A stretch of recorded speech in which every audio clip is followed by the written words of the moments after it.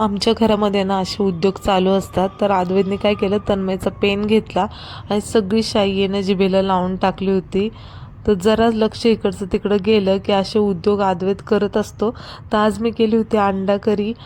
मस्त अशी अंडा करी केली होती, म्हणजे थोडीशी थिक ग्रेव्ही झाली होती पण छान झाली होती चवीला. आणि कांद्याच्या अशा गोल चकत्या केल्या होत्या मी, आणि भाकरी आणि चपाती असा मेनू होता आजचा. तर माझ्या एका मैत्रिणीचं आहे ना, म्हणजे ॲनिव्हर्सरी होती. तर दुसऱ्या मैत्रिणीचा माझा फोन आला की आपण आहे ना अचानक तिला सरप्राईज द्यायला जाऊया. तर मग जेवण तर मस्त झालं होतं. मग आम्ही निघालो होतो सरप्राईज द्यायला.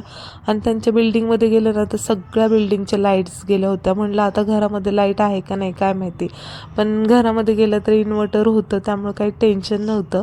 मग बड्डे सेलिब्रेशन झालं होतं आणि त्यांच्या घरात खूप पाहुणे आले होते आणि आम्ही अचानक गेलो होतो, त्यामुळे जरा कसं तरी वाटत होतं. पण म्हणलं ठीक आहे आता. मग सगळ्यांचं जेवण तर त्यांचं ऑलरेडी झालेलं होतं. मग बड्डे सेलिब्रेशन त्यांनी चालू केलं होतं आणि आम्ही अचानक गेलो होतो आणि मी तर मस्तपैकी जेवून गेले होते. त्यामुळं मग काय झालं, ते म्हणत होते की नाही नाही आता जेवूनच जायचं. म्हणलं आता कसं होणार काय माहीत माझं, कारण की खूप मी जेवण झालं होतं माझं. आणि अद्वैत आहे ना बड्डे होतोपर्यंत गॅलरीतच थांबला होता. काय माहिती त्याला काय झालं होतं, त्याला ना बाहेर येतच नव्हता.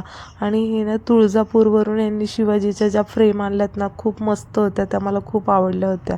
तर म्हणलं तुम्हाला पण दाखवाव्यात. आणि बळबळ तिने मला जेवायला बसवलं होतं आणि पावभाजी हा मेनू होता. अशा प्रकारे बड्डे सेलिब्रेशन झालं होतं. व्हिडिओ आवडला असेल तर लाईक सबस्क्राईब करायला विसरू नका. बाय.